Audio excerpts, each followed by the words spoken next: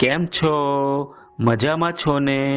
બાળ મિત્રો, આજે આપણે એક ચંચળ અને નટખટ ચકલીની વાર્તા જોવાના છે. એ વાર્તાનું નામ છે ચકલીનું મોટી. તો ચાલો જોઈએ વાર્તા ચકલીનું મોટી. એક હતી નટખટ ચકલી. એકવાર એ ચકલી ખોરાકની શોધમાં આમ તેમ ઉડતી હતી. ત્યારે એને એક તળાવ કિનારે થોડા અનાજના દાણા પડેલા દેખાયા. એ તો ઝટપટ ત્યાં જઈને દાણા ચણવા માંડે છે.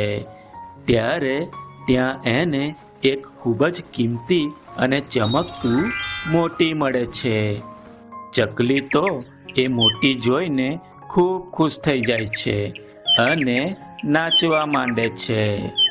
અને પછી ચકલી તો એ મોતી એના નાકમાં પહેરી લે છે અને પછી પોતાનું પ્રતિબિંબ તળાવમાં જુએ છે અને બોલે છે, અરે વાહ, હું કેટલી સુંદર લાગુ છું.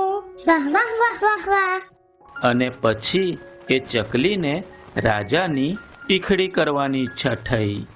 તેથી એ તો ઉડતી ઉડતી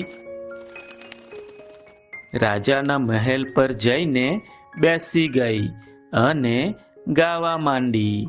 હું રાજાથી મોટી, મારા નાકમાં મોટી. હું રાજાથી મોટી, મારા નાકમાં મોટી. આ સાંભળી રાજાને ખૂબ ગુસ્સો આવ્યો. રાજાએ સિપાહીઓને આદેશ આપતા કહ્યું, સિપાહીઓ, જાઓ, પેલી ચકલીનું મોતી છીનવી લો. સિપાહીઓએ તો ઝટપટ જઈને ફટથી ચકલીનું મોતી છીનવી લીધું. અને મોતી તેમણે રાજાને આપ્યું. મોતી જોઈ રાજા તો ખૂબ ખુશ થઈ ગયા. પણ હવે ચકલી બીજું ગીત ગાવા લાગી. રાજા ભિખારી, મારું મોતી છીનવી લીધું. રાજા ભિખારી, મારું મોતી છીનવી લીધું. આ સાંભળી રાજાને પોતાના પર શરમ આવવા લાગી. તેથી રાજાએ સિપાહીઓને કહ્યું, જાઓ, આ મોટી ચકલીને પાછું આપી દો. સિપાહીઓએ તો જઈને ચકલીને મોતી પાછું આપ્યું. મોતી ફરી મળી જવાથી ચકલી તો ફરી ગાવા લાગી. રાજા તો ડરી ગયા, મારું મોતી આપી દીધું. રાજા તો ડરી ગયા, મારું મોતી આપી દીધું.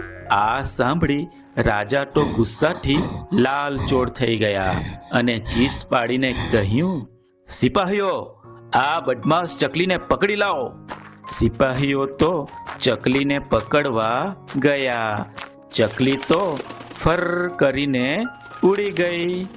રાજા તો હાથ ઘસતા રહી ગયા.